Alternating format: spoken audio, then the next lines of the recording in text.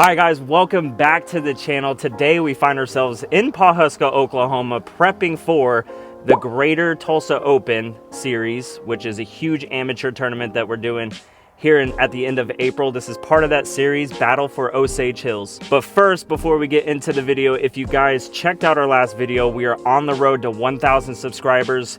We hit our goal in the previous video. If you have not seen it, check out this video right here below and it'll explain what we're doing. So before we get into the video, I'm going to announce the first disc going into the goodie bag, and that is a swirly Gannon-Burr MD5 with the Wonder Bread stamp on it. So this one, we hit our goal in the last video. This will be in the 1,000 subscriber giveaway. Now that that's out of the way, let's get into the video. All right, now we're gonna set our goals for this video. Obviously, I do not like keeping score when playing a practice round because more just learning about the discs that you're gonna throw on the holes that you're gonna play. We're gonna put our first goal, shoot 1 under. Now for reference, Caleb Bruce, who's one of our local pros here from Pawhuska, he shot 5 down total on both of these courses and 1 MPO. So I feel like 1 down, especially playing from the blue layout, is kind of a stretch probably for me, because the hot round I expect to be around that 1 to 3 down mark in MA1. So we're gonna set the bar at 1 down, and then we're gonna set another goal, make the island on hole 17. It is a true island hole, so stick around to see if I make the island, because if I do,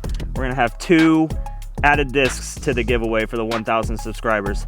All right, now let's go get to the course. Starting at hole 1, look at that scenery. 390 feet. It doesn't feel like it's 390 feet. It does play slightly downhill. It looks like you just want to kind of throw something out to the right, like a fairway, and just let it pan close to the basket. Because if you go left, I'm not sure if that's going to be OB, but it does look like natural OB. So we're going to do 2 off the top. I think I'm going to start with a Roadrunner because it is a tailwind, and we're just going to commit. Almost smoked that. That's turning a little bit too much more than I want to, but it is a Roadrunner, and that's a decent shot. It gives me a long look. Second shot, I'm gonna go with the Dynasty. It's kind of understable for a Dynasty, so I feel like it should be good with this wind. That's all I'm gonna do, just kind of throw it straight at that tree line, let the fade kick in. Yeah, I'd take both of those, honestly. All right, that's where my Dynasty landed. This is where my Roadrunner landed. Still a little bit circled too. This is kind of a death putt. So I'm gonna leave this one to Corey. Like, for the content, do we go ahead and just try to get 1 down now? Absolutely. Well, this could get bad, folks. Absolutely. I gave it an honest bid. That's the issue. Now we'll go safe play. Kind of just like a floaty bid. If I miss it, sits closer to the basket. Good little catch there. First 2 putts of the day, we'll take those. Just for people that are not local here, when you come here, this sign means it. You gotta watch out for snakes out here because they are everywhere. Look at that scenery. Hole 2, par 3, 430 feet. You gotta just chunk something down there. This is one of the holes that I'm probably chalking up to a par, just because there's a lot of danger. You could kick early into the rough on the right, or not get a good drive and let it slip out of your hand and go OB in the water. So something I wanna do is just kind of put it as close in the middle of the fairway down by those trees, and I'll be a-okay with that. I feel like I'm holding the disc for an aggressive play here. You could just throw hyzer over the trees. Or you could just... I gotta figure this out. You could just be aggressive, bud. I think I'm just gonna... I think I want to throw the hyzer, but I almost kind of just want to go mid-range if I'm doing a layup. Let's just see what this does. Whoa. Just kind of throw it over the trees. Eee, that wraith is getting close to that water. Oh, that's fine. All right, and then let's just smooth the night prowl out there. This is kind of more my shot with this tailwind. Something just like that you can trust. So good. Yeah. So good. Oh, what the heck? Huh. Maybe I'll just do that. Like, there's nothing. I know that disc more than any disc in my bag because I've had it in my bag the longest. I mean, if I throw, I can replicate that shot every time, and if I'm putting it that close, that is the play. Still got to watch out for the little snaky snakes. Yeah, something definitely just moved in that water. All right. Well, the first safe shot ended here, but honestly, I'll probably go midnight prowl. Obviously, this is going to be all based on wind. We hardly have any wind today. Looks like we're supposed to have wind this weekend, so this is kind of like a free bid, I feel like. Ooh! Ooh. Little roll-away guy. That's too high. Honestly, I feel like I can hit the basket from like anywhere. That might be a blessing and a curse. First one did go a wee bit long.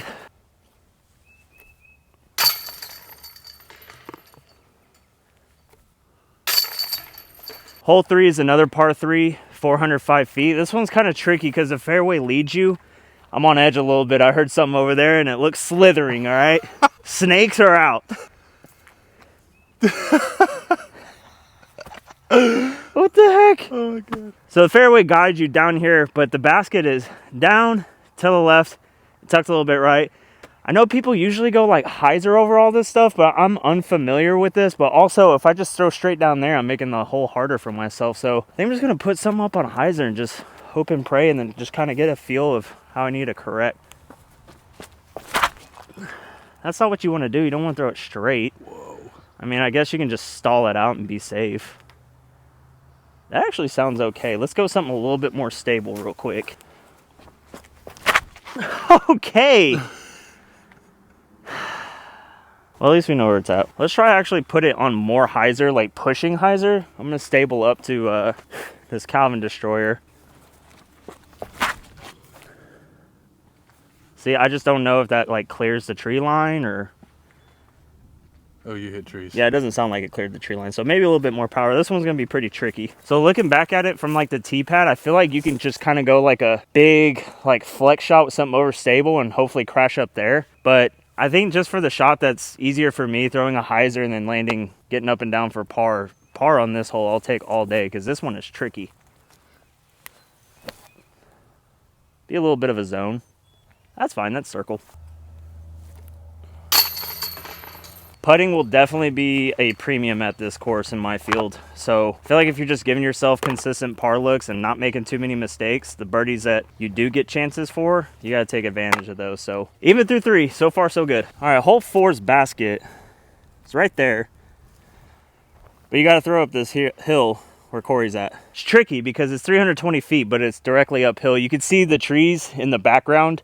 The basket's probably 20 feet in front of those. Current wind is tricky because I want to go flippy, either Metal Flake DD or Roadrunner, but we're playing into a headwind, so maybe they'll just cancel each other out. We'll go Roadrunner here. That looks good, but I guarantee that is probably 45, 50 short. We're gonna go Metal Flake DD, actually try to hit this one. That's not good. I just threw it flat. That truck's in danger. Oh, good thing we threw the Roadrunner first. As expected, this came out about 45 short, but you know what? On that hole, I'll take this look every day. Oh, airballed it barely. Oh, tailwind wasn't there on that one. Also, endurance is going to be a premium. There's a lot of elevation changes here, and I don't usually pack snacks for like tournaments, but like that's something I might do. Snacks, lots of water, and made putts. Hole 5 is a doozy. This, for our field, could bring bogey into play pretty easily because it's a par 3, 555 feet. You got to just launch one into the field and hopefully you have like a window to get into the green to have a putt. You kind of just want to throw a controlled drive. I don't have 555, probably 165 short of having that. But my goal is to kind of just smooth something out there with a little bit of power and just hopefully I give myself a good look to get up and down for par. So definitely going to be chalking up hole 5 as playing it for par. I think I'm going to go Turtle Club Wraith. Shout out No Way for hooking me up with this. This is like controlled distance disc for me, and I just trust nothing else but this disc. I'm cool with going that wide. That's kind of another thing. You just kind of want to stick it out wide so you can give yourself like another hyzer in there. I'm just going to pump one out there a little bit flippier with the DD just to see if that makes any difference. This one might get a lot more action when it's in the air, but it might not go as far. So a little nose up. Still, my Wraith is probably further than that one. So cool with that shot. Yeah, see the DD still came up short, so it's going to be Wraith all day with that shot. I just saw a big shadow over here. Oh, look at that guy. He's here to watch me get a par. So I set myself up with a hyzer. Now this is the worst part about my game right now is upshots. And since I put the zones in the bag, let's go ahead and throw them both. It's just helped me out a lot. Yeah. Ooh, could do without that skip. Why is it so skippy up there? Maybe directly at it, less hyzer so it doesn't skip as much and it just dies.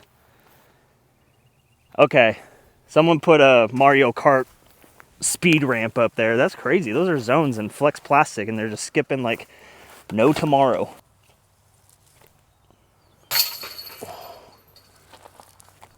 That one was bad.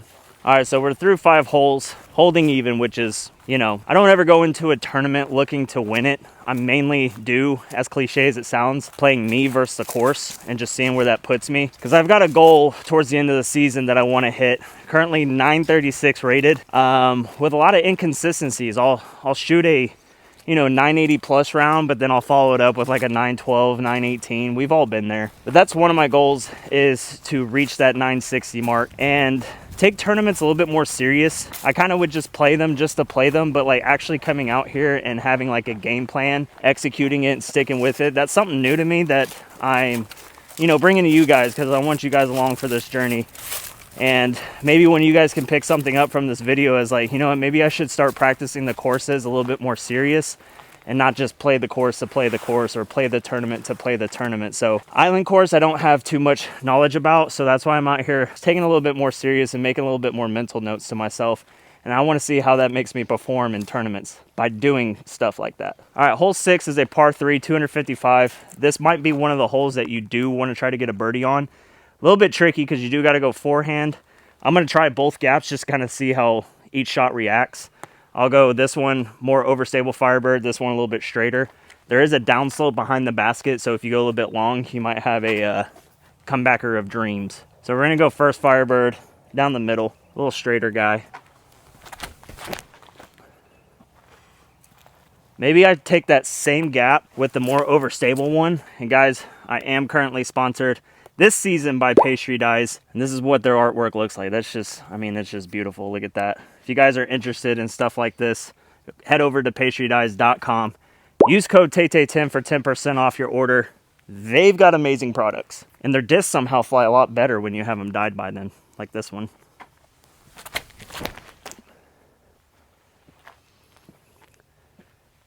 Yeah, this is like one of the most important things that like you need to focus a little bit more in tournaments, like especially if you're an amateur, is like practicing just like your pitch ups, because you got to take into consideration, I can't put it up too high, I got limbs here. So, and again, I'm saying these things because these are things that I need to work on. So I'm just two nice little steppers. Get them. Oh boy, pixels are glidey. You got to remember that, but that's close enough to the basket. Put a little Annie on this one. See, there's those limbs again coming into play. And I got lucky on that because that could just knock straight down. So when you're out practicing or just playing, just remember things like that, because stuff like that is just unnecessary, like bogeyville. And you don't want to put yourself in that situation. Again, still need work on them, but... All right, so hole 7 is a par 3, 360 feet downhill. Basket's tucked in that tree line over there, grouping of trees. And these are holes that I really do need to practice, because we do have a little bit of headwind. So normally I'd be going midnight prop, but that's not going to survive in this wind. So I'm thinking, should I just disc up and go with like a stable fairway? So I'm going to throw a couple shots off here, but like going first instinct, since we do have that goal of trying to hit one down, I think I'm just going to send my straighter Firebird out there.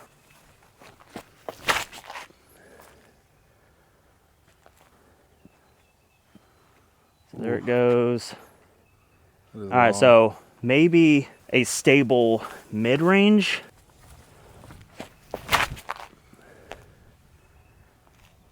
That might be too much too. That's like right where the Firebird's at. Yeah, exactly. Oh, no. That is a whole lot better. Corey's going to show me how this one is truly done. You got to put that on a hyzer. I knew as soon as I said that you were going to film it and call me. You got to put that on a hyzer. It flattened out. It's gone.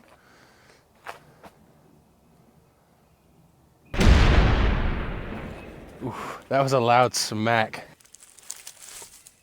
Hit the tree. Bail me out. I'm going to hit the tree, but not in a good way. Poop! Yeah, this hole I feel like it's just going to be one of those, you know, just got to go off feel.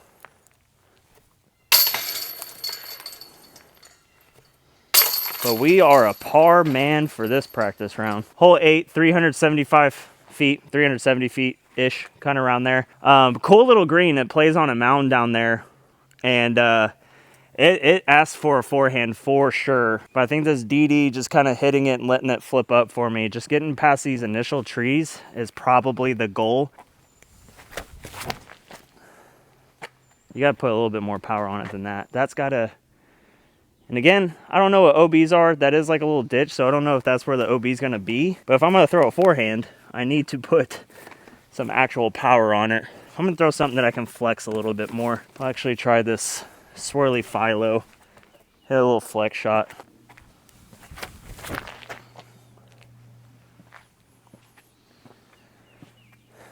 That's a whole lot better. That gets past all the trees. Definitely brought bogey into play by coming out here. Oh, that's going to be a putt and a half. Yeah, it's definitely tough over here. You don't want to be out over here. All right, so can still save par from here. And at this point, it's kind of like a confident check on the putting green. So we are going to run this, try to save par. Or just lay up. That's fine. There we go. There's the pop. But that was an awful miss. You know, a little bit of me kind of laid up. We'll take our first bogey of the round. You know, we'll only need to find 2 birdies to try to hit that goal for you guys. Hole 9, another par 3, 375 feet. I don't think camera does this one justice because you got to throw over this valley and pretty much up a hill a little bit. And that is a tricky green, but that is a really cool green. You guys know how I feel about greens that look like that. Man, I think I just want to throw a control driver and get something close that I can either run or just kind of pitch up and take my par. This one's tough. I think I'm going to go fairway driver and then see what a distance driver does. I'm going to go with the Emmer Daddy Valkyrie. A little bit of headwind out there, so maybe a little bit of hyzer or flat. Well, little shank job. Kick left. And on the walkway down there, so that's not the worst result, but let's fix that real quick. We'll go more aggressive play with like the hyzer flip up. Well, if I get that in the air, that might be decent, but yeah, get that up in the air a little bit. I'll probably get 20 more feet out of it up that hill. Definitely a drive that could have been way worse. That's gonna land in an awkward spot. No, that's money right there. All right, a little less wide with this one. Off the rock. Or into the rock. I wonder if they can hear the smack. Yeah, no joke. Good catch. There we go. All right, hole 10, our first par 4 on the course. 635 feet. Initially, I'm thinking like hyzer over all this and plant in the middle of the fairway, but I think I could take one of these 2 mid-ranges and just throw straight. Get myself in the fairway. I do know you got to keep going forward and a little bit right, cross like a little creek thing from what I remember when we played shorts. This initial gap, man, if you don't hit it, sometimes going hyzer, but then you got the power lines. Man, this course is difficult, but I am liking it. So we're going to go midnight prowl down the gap, and then we'll throw another shot with the hex. Do it right into that tree, and now we are playing from behind the shorts. Straight to Jeff. What are we doing here today, Taylor? You do that, you're probably taking a double bogey. This course, we'll go more of the controlled, like overstable wraith, and we'll just play with, see what that shot looks like over the top. Well, that's never swinging over the top. Or, see if I can mimic that though. That didn't seem like it had a shot. Maybe those are a little bit lower than I think. No, that might be too left. But there is a lot of space out there. That'll be a game time decision call on what I'm going to do. This is definitely the one thing you cannot do here, because we are still far away from the landing zone. So I'm just going to go midnight prowl, try to recover and get myself up and down for par.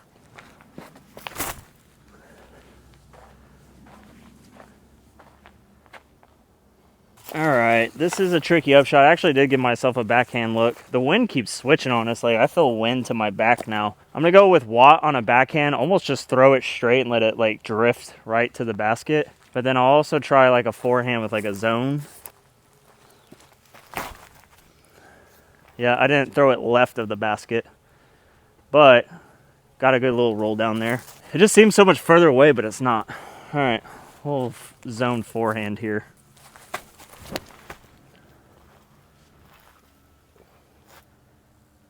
I thought that was going in at first. I did too. Oh, either or.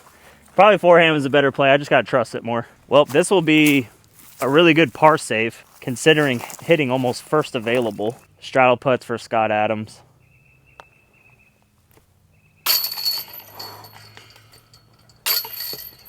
Player 2's been missing them all day. As long as player 1's going in, that's all that matters. All right, hole 11, 306 feet, plays a little bit uphill.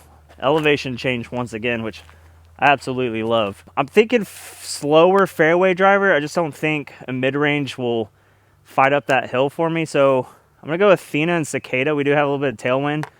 I'll give the Cicada a whirl first, and then we'll try the Athena, see which one's better. Might be too flippy. Fade a little bit? No. Let the Cicada do the job. Maybe a little flex shot, maybe. Not that much flex. Playing a new course is a real struggle for me sometimes. Let's just throw the mid-range, because at the end of the day, you want at least a look. Maybe it is a midnight prowl. It always is. Yeah. Every time you pull it out, it's always a midnight prowl, bud. Hey, you know what? We can still give this a healthy bid. Just a little stall putt. Needed a less Anheuser. Kind of like that. I feel like this is one, like, not a must get, but like, as far as how difficult the course is playing, this one feels like a must get. Hole 12, par 3, 260 feet. Another one that you kind of want to get. Plays a little bit up that hill, kind of on the hillside. You can go and try to hit this straight gap. You can probably take a forehand, go a little bit wider. I do want to try both. Philo Destroyer on forehand, see if it gets like a skip, but Midnight Prowl's telling me I need to be rocking with him. Oh, you got to get it up a little bit more. Slide. Slide a lot. Not good. You know, trying to hit that gap with that low ceiling. Maybe go a little bit faster. Just try to get the easy birdie. That seems a whole lot easier. Yeah, that seems way easier. We're learning. We're doing things. All right, not the putt we want, but the putt we got. It's kind of a free run. You got a backstop there. Oh. Well, that sucks. Okay. Painting the basket today, boys. All right, making our way to the next tee pad. Honestly, I feel like part of my game plan, play everything for par, attack those two holes. So far, that's kind of how I'm game planning. If birdie comes along the way, take advantage of them.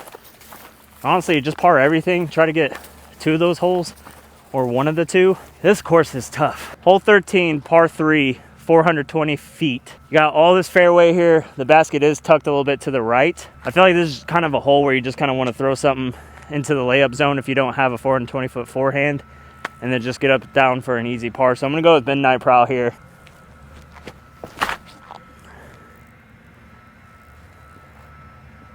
And just right down the middle of the fairway is where you want to be. That should be a forehand zone from there. A couple forehand zone shots.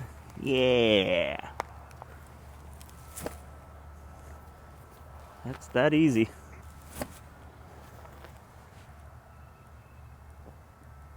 Yeah, similar spot. Feel comfortable with those putts.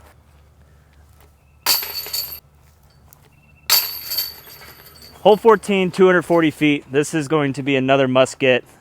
Almost nothing in your way. Just throw a dead straight shot. We do have a little bit of wind coming in. First instinct is going Watt. So I'm going to throw the Watt. Maybe the easier play should be going up to a mid-range. I trust the Watt once again. Pastry Dice. Use code TAY10 for 10% off. And get aces like this one.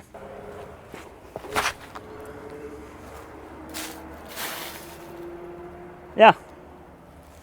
Wasn't the ace I expected, but the ace I expected. Get real. Maybe we'll ace with the hex.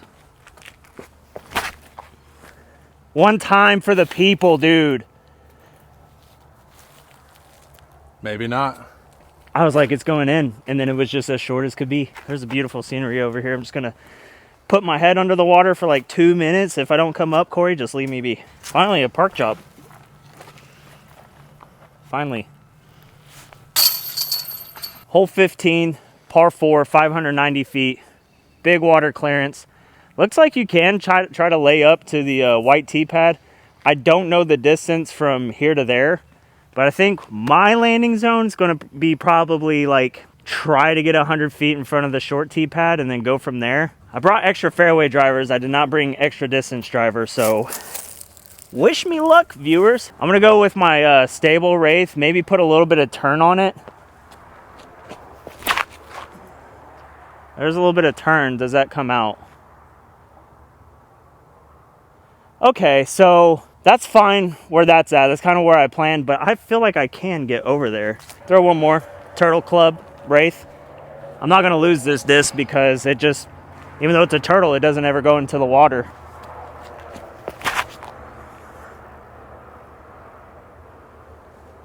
Oh my goodness. Yeah.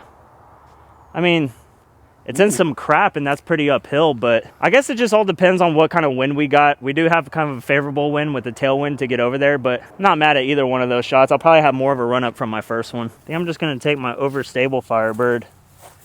Just throw a hyzer. So let's line our hips up this way, let it crash in.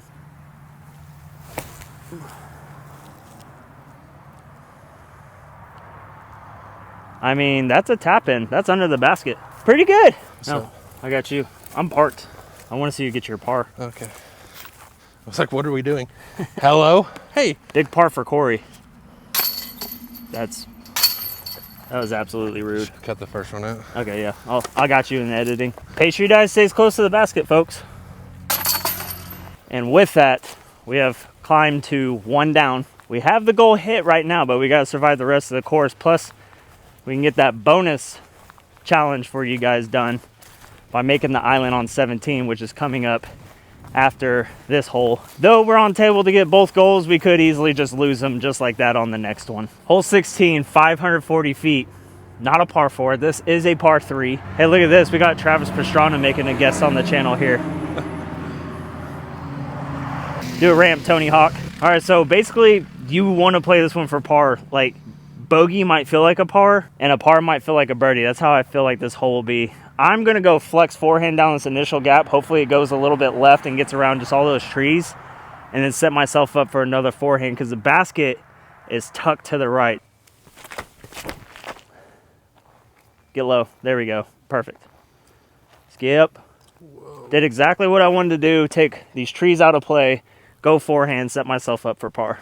All right, step 1 of 2 is done. Now I just need to throw another forehand. So this is going to be a little bit trickier. Do have to go a little bit wide. Going to go my straighter Firebird.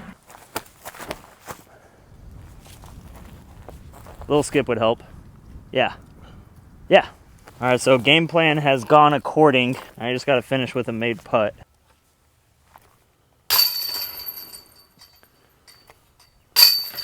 Yep, that's how I will be playing this hole in the tournament, because that, though it's a par, I feel like you're going to be scoring getting a par on this hole. Now on to the island hole. Here we are, hole 17, still 1 down. Now we just need to make the island. It's only 220 feet, but it's a true island. Looks more like a peninsula, but you're not going to be able to land on that short path unless you get extremely lucky. Do not have a replacement for this Crystal Flex zone, but this is going to be the play. Just kind of throw it out wide, let it just spike in.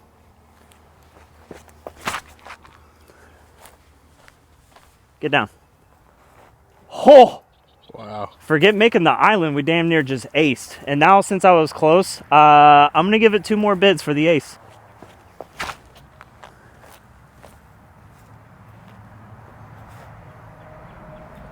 All right, that's on the backside. That's safe. Now I'll go Envy. Nice little schmooze job. Little hyzer. I like that, Corey. Corey, I like that. Ooh! Not to put a lot of pressure on Carrie over here. Don't do that. But you know what? I'll put a 3rd goal. You make this island right here, right now. I'll throw a 3rd item into our 1,000 subscriber giveaway. Perfect. All right. This is a disc that needs to leave my bag, so if it goes in the water, cool. If it goes in the chains, cool. Honestly, if it just lands on the island, it'd be cool. If it dies, it dies.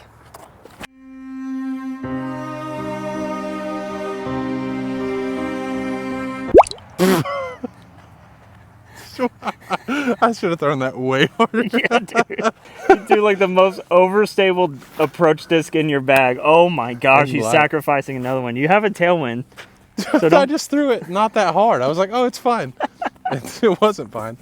Okay, let's try one more time. Oh my gosh. Good on you for giving the people discs. Yep. Sorry, I failed. Imagine I missed this putt. Never. All right, that is 2 down. We just got to survive 18. You guys are going to get 2 more discs added to that 1,000 subscriber giveaway. Hole 18, 350 feet. You guys can't see the pond that's part of the island we just played, but that is all alongside the middle of the fairway. Sorry if there's cars crossing us right now and audio's kind of tricky. This one I'm probably cool with taking apart as well. You just don't want to shank your drive and end up like that orange disc hanging from the tree over there.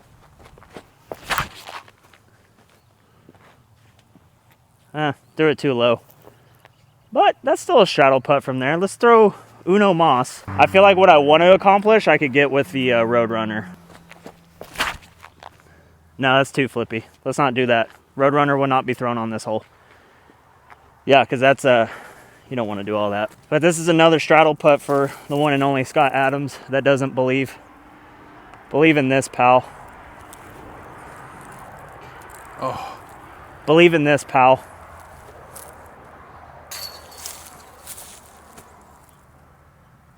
That was a Scott Adams putt. It was dead center and just spit straight out. Scott Adams is like Beetlejuice. You say his name 3 times in one video, you're just going to get cursed. All right, Corey has made his putt for par.